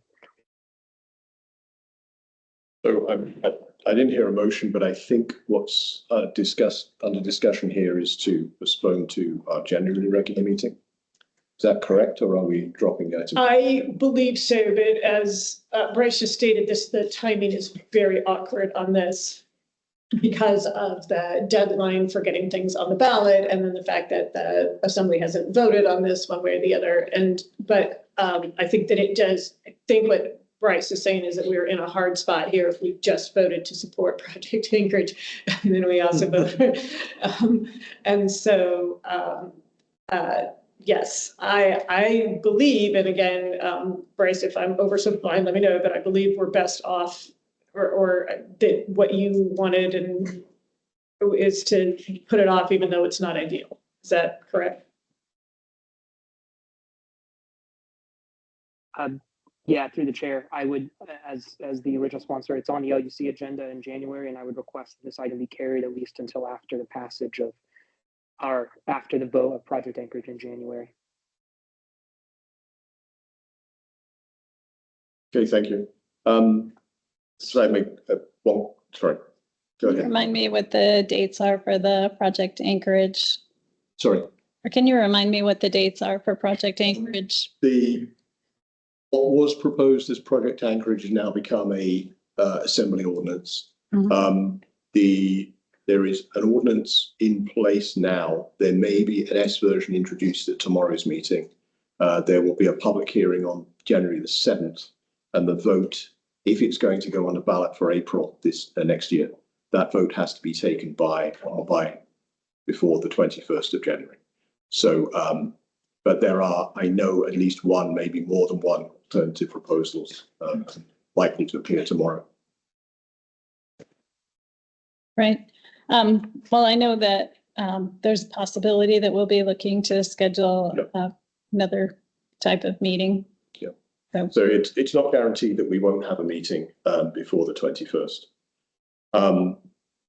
There is one point I'd like to just clarify. I think earlier, Jennifer, you said that we voted for Project Anchorage. We voted for a particular project. We did not support Project Anchorage as considered. That's right. Thank you. Yes, correct. Thank you.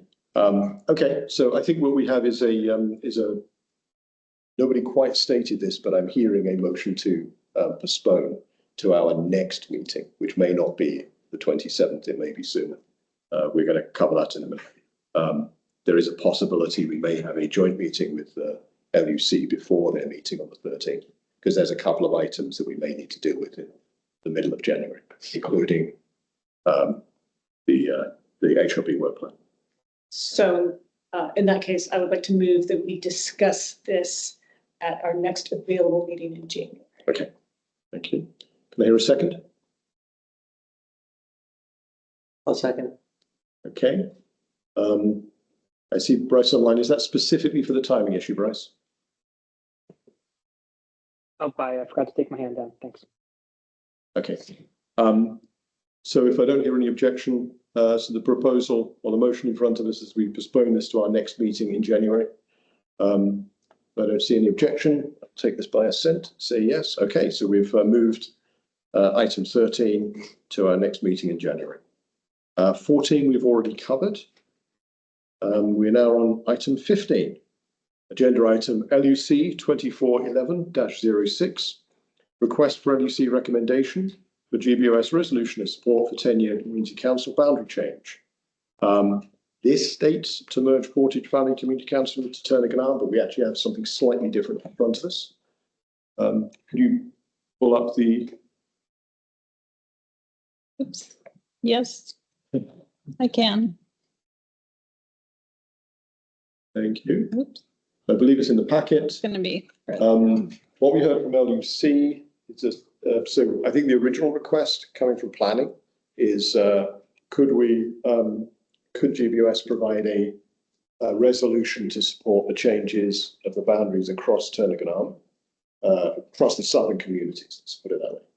And the changes proposed for the community council boundaries, there's a slight tweak along the coast between high water and low water mark. No change in Girdwood, and then Portage Valley, which is currently a separate community council that has not met for 15 years, that to be merged into Turnagain. There was discussion at LUC about whether we should propose something different, whether we should propose anything about Portage and the other Turnagain communities. I think the consensus coming out of LUC was that we should just comment on our own boundaries. So what's in front here is a resolution supporting the no change to community council boundaries in Girdwood, and it goes into a little bit of detail about the about how we manage things here with both an elected body and a community council role. Brianna. I'd like to move the resolution of support for proposed no change to Girdwood Community Council boundary. Thank you. Do I hear a second? I'll second. Thank you. Jennifer seconded. Okay, so we have this item up for discussion. Any comments from the board? I've already commented. I think that's actually a good. I think that's a really good. I think there was a very good argument put forward at LUC that we should talk about ourselves and not really address other communities. I like that principle, so I will be supporting this. Any other comments from the? See any from the board? Any from the community? Okay, so let's move forward and do this as roll call. Jennifer Wingard, Yes. Brian Burnett, Yes. Brianna Sullivan, Yes. Mike Edgington. Yes. Motion carries 4-0. Thank you. Okay. I'm not going to say it again. I'm commenting on how fast we're getting through things. Item number 16. PSAC and agenda item LUC 241107. PSAC recommendation for GBOS resolution support for traffic calming and speed reduction on Alyeska Highway. This item actually falls under Kelly Okonek's area of responsibility, but I know, Brianna, you've been helping on this, so I will hand it over to you. Thank you, Mike. And I was first going to move to postpone to the meeting of January 27th. Okay, so here a move to postpone. We get second, then we can ask Brianna for justification for that. A second. Thank you. So Brianna, can you just speak to why you're suggesting that? Yes, thank you. Between our last GBOS meeting and today, the more tight time than typical, I had not heard from our PSAC supervisor and offered my support to help with the resolution. And I feel like I have not given it my due diligence with research that I'd prefer the resolution to include. I think it's really well done, and the petitioner plus Margaret working together, it looks great. I would just feel more comfortable as a supervisor with my name on it that I actually speak to someone from DOT or someone that works with DOT before it's ready for action. And I haven't asked staff, and a meeting is not always the place to do this. If some of the whereases are confirmed instances or data by the staff. I did reach out to Sean Howland with DOT, and he's going to get back to me later this week, but he said that GBOS can formally request data from Alyeska Highway. Volume, we can get that easily, but the actual speed data, we need to formally request. So I'm definitely open to that. Sean Holland was not sure that they would have much for speeds, but that, I think I was just gonna thank Patty again for her work on this. And of course, anyone can disagree with me, that's totally fine. But that's where it is now. It had a great discussion at quite a few meetings too. Okay, so we have a motion to postpone. Any comments from the board? Seeing any from the community? Seeing any? Because there was kind of potentially a secondary action, I think we can vote on this motion and then maybe consider another motion. So what we have in front of us is a motion to postpone. I'm going to do this by assent unless I see any disagreement. No disagreement. So this item will come back to us in January. January 27th meeting. I also heard, Brianna, you said about the GBOS could request data on the speeds that were recorded during the last study. Yes, and this was just information from Sean Yeah. Holland. So I cannot ask Kyle right now, or if anyone else in the room has expertise in how does the board feel if we could make a motion to formally request the speed data on Alyeska Highway. Maybe they have a record somewhere, but he wasn't in his office to answer when I asked. So if we do something soon, we could do that. I think if you could state that concisely as a motion. Oh yeah, sorry, I'm second. on. I didn't motion. I move that GBOS formally requests speed data along the Alyeska Highway from DOT. I think we can direct staff to make the request on our behalf if we have a vote behind it. Is there a second? Second. Thank you, Jennifer. So we have a motion and a second. Any discussion?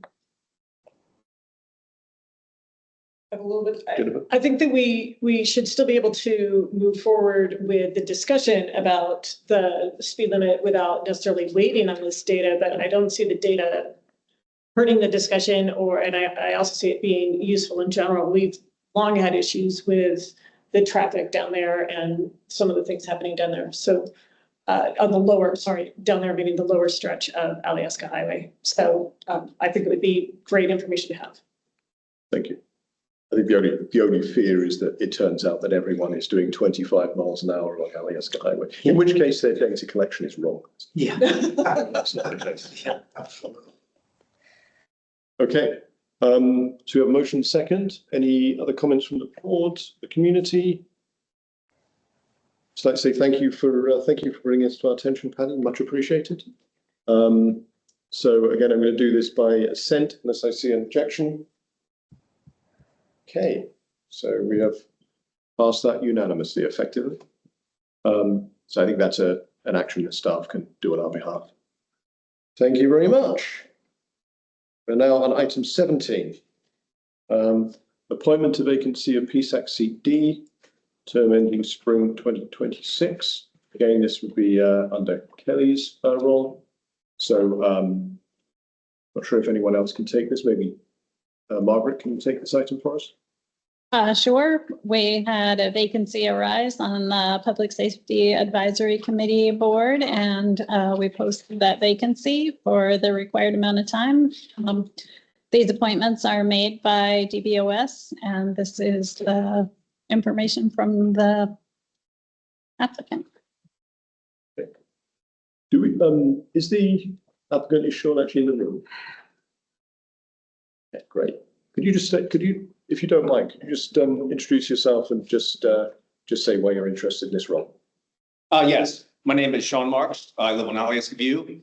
I am interested in this role to draw together my experiences professionally and a way to support the community as a volunteer member of the committee serving the board. Okay, thank you.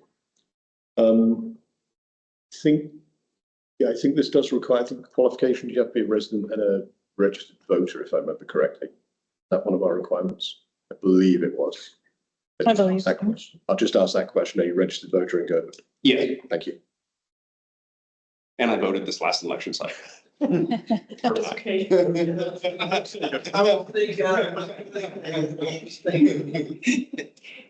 I don't know, Kai doesn't get a vote tonight, so. Okay, any other questions? Any other questions from the board? I'd say I recall a hearty endorsement from Mr. Tommy O'Malley regarding Seth at our last, was it a land use or? I believe it was one of our previous meetings, so. Okay, so I think we can move to a vote. Is there any other comments? I'm not seeing any comments. Move to a roll call vote, please.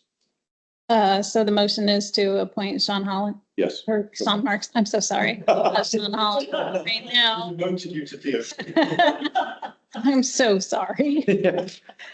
I'm sorry. And could we just get who was the mover in the second? I know you don't have anyone moved. Oh, also. So we should do that. Thank you.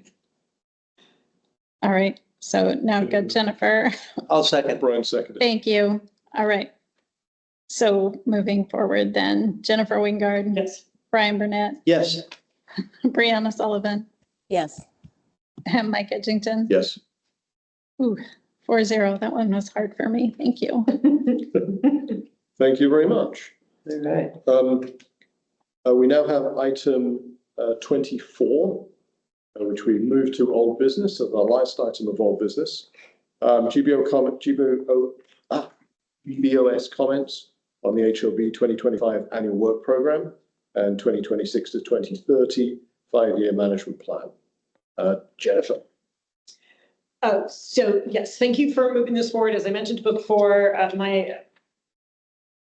I hadn't thought about our next potential meeting, and so that might change. I don't know if we want to actually discuss that before we discuss this, because of course, having a little more time with this is a long, thick document, but at the very least, I hope we make a decision about saying something about 6-134 for the RV park. But there's a number of other possible things on this, and so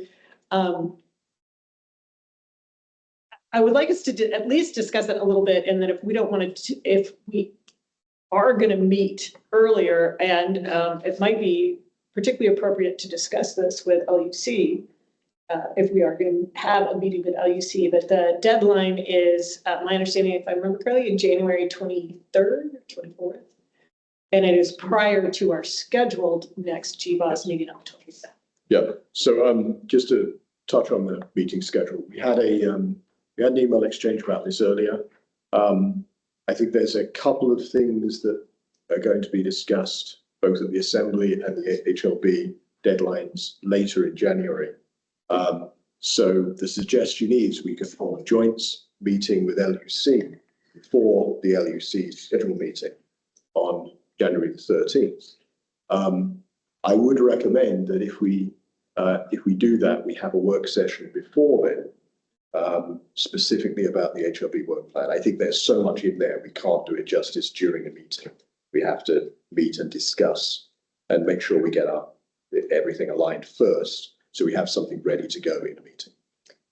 So, and on that, then would it make sense for me to make a motion that we have a work session? Does that require a motion or? I don't think it requires a motion, but I think we can, if we agree with it. Just agree, let's do that. Yeah. Okay. And then in that case, I don't feel the need to discuss this further at this time unless somebody else does. Okay. So we will schedule so our plan here is to schedule a work session before January the 13th for GBOS, and then have a joint meeting with LUC on January the 13th in order to basically approve our comments or our response to the HLB work plan. Right. So in looking at dates, it's probably going to be pitched as a daytime meeting, just so that everybody is aware of that kind of timing. I think there was one possible evening meeting, and that might be on December 30th. I don't know how that Stop anybody.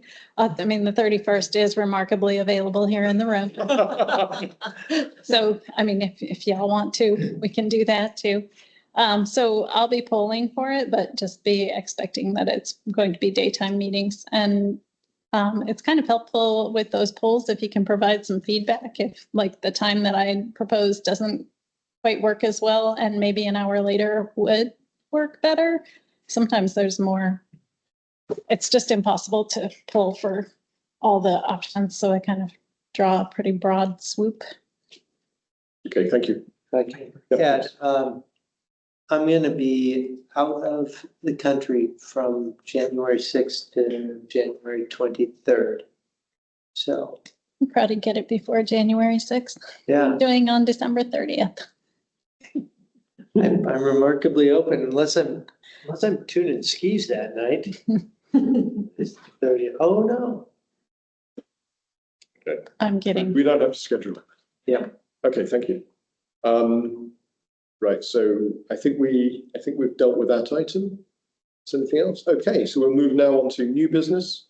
Number 19, agenda item LUC 241204. GVSA to consider requesting Army Corps of Engineers courtesy assessment of the Glacier Creek levee in Girdwood. Jennifer, do you want to take this? Sure.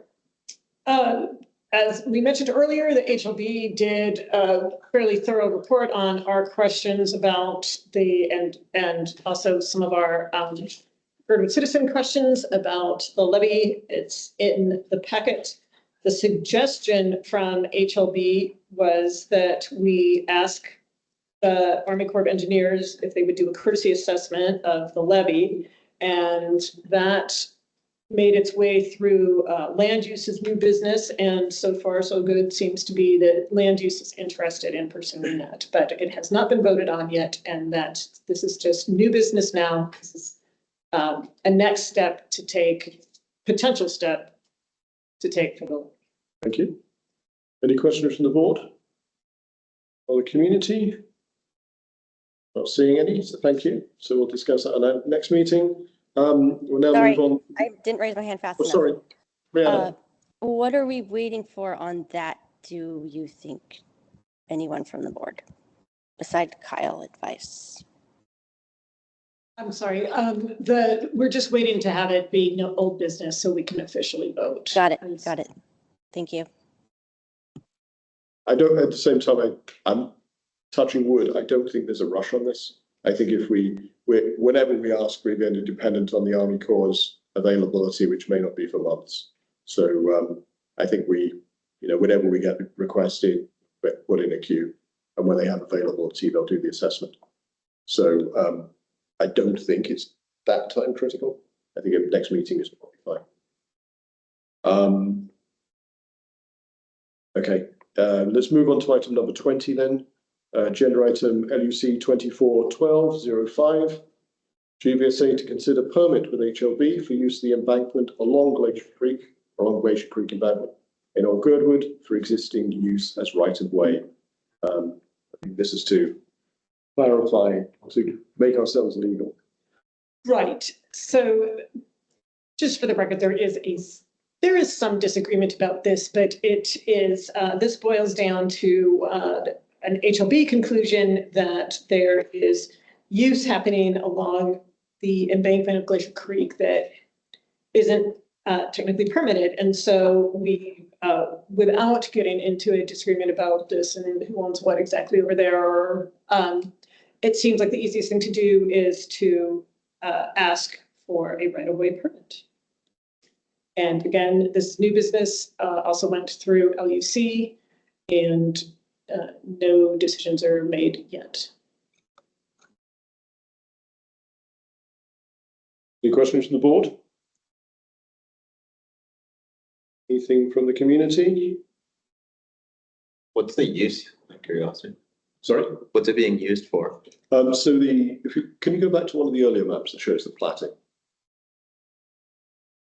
So that's great. You want that one? So when this was originally platted back in, I don't know, 1850 or something, when it was originally platted a long while ago, there was half a cul-de-sac platted. That was never constructed. So what's being used now for access is the embankment itself. You can see that light line as right away. So what this permit would be is just to kind of acknowledge what's actually happening in the field. We're not addressing what should be in the long-term future. We're addressing what is. Thank you. Make a decision on that next month. Okay, so no more questions on that. We will move on to the next item, which is item 21. Discuss agenda topics for MOA GBS meeting scheduled for January the 27th at Anchorage City Hall. Can you clarify which, I think in the notices at the beginning, it said this was in Girdwood. Yeah, I think the one in October was here. Okay. And so the one in January should be in Anchorage. Thank you. That might be something that we could just shift always to being a virtual meeting. Yeah. Okay. Again, this is new business. So we don't have to discuss it. But if there's any ideas or anything we have, we can throw that in now. Then it'll be available when we discuss it properly next time. And I will make the point that generally setting agendas we don't need to do in a meeting. We can do that externally. So maybe in the future we won't bring this to the meeting itself. We'll publish the item, we'll publish the agenda. But now is an opportunity if anyone has anything. One thing I'd like to say here is just to make sure that we have this on our, if we do have a joint meeting with LUC, that we put this on our agenda too, in case there are ideas that get pushed out. Yeah. Okay, I'm not seeing anything, so we're going to move on again. Item 23, GBS goals for 1 and 3 year plan. This is I'll speak to this initially. This is a kind of part of what we've been thinking about rules and procedures and what we do. GBOS, we often end up in a very reactive position. We're reacting to other things that are happening in the community or other things that are happening externally we're responding to. It makes sense for us as a body to also be more proactive. So to set up each year sort of what our goals are for 2025. And then maybe what our goals are for the next roughly 3 year period. So there are things which we know are going to take more than a year, and we just write them down and have them as something we can look at from time to time. So when we have spare time, so we can check some things off the list. Part of this would be to do exactly that. So as we go through the year, we sort of, we can show a degree of progress, because sometimes it does feel a little like sort of running up the down escalator. So that's the idea. So we're putting it on here. We'll discuss it properly next month in January. And then hopefully we'll actually have by then we'll have, I hope, some suggestions. So if you have any supervisors have any particular thoughts, send them to the staff. We will compile that and make sure we discuss that next month. Is there anything you'd like to add to that, Brianna? No, I don't think so. I like the suggestion to write staff, and I was thinking to myself if capital projects should be mentioned on this list, but it's not necessarily, I don't know how specific the goals need to be in what categories they fall in. Okay. Again, that's something we can discuss next month. We may not come up with a list next month. Let's make a decision on how we're going to proceed with that. 24 we've already covered, so now we're at item 25, Lions Club Park. Construction support service from TBC, company we use a lot. 14,415, 2025. So that will be, I believe, again, a discussion next month. Would you like to say anything on that, Brad? No, looking forward to see what the company can do for Lions Club. Thank you. I see a question. First of all, I should check questions from any of the board, any supervisors. Not seeing anything. Brad, go ahead. Thank you. Just trying to get back to the last item, the agenda for the joint meeting. I didn't know if you might want to include discussion on short-term rental bed tax since all of the bond requirements have apparently been met. And there's going to be a renegotiation of those bed taxes to Visit Anchorage, as well as probably distribution. And of course, we had the original motion that came, or suggestion, advice that came out of GHEC to go for 66% of that bed tax. Was that appropriate time to put it on that agenda? Thanks. Yeah, we can absolutely have that on the list when we discuss the agenda next month. Okay, thank you. I didn't see your hand earlier. Sorry, Brett. So we are now on item 35. I'll just check to see if there are any comments from supervisors or from the public. Anyway, this is something we'll make a decision on next month. At that point, reports are in the packet. We're ready to adjourn. Record. I think that was the record. I'll probably talk about it too long. Okay. I've heard we are now adjourned at 9:10. Wow, I'm confused. I love December meetings. Yes. Thank you, everyone. Thank you, Brianna. Thanks, everyone. Merry Christmas. Yes, happy holidays. Congratulations. Thank you. Yeah. That was fun.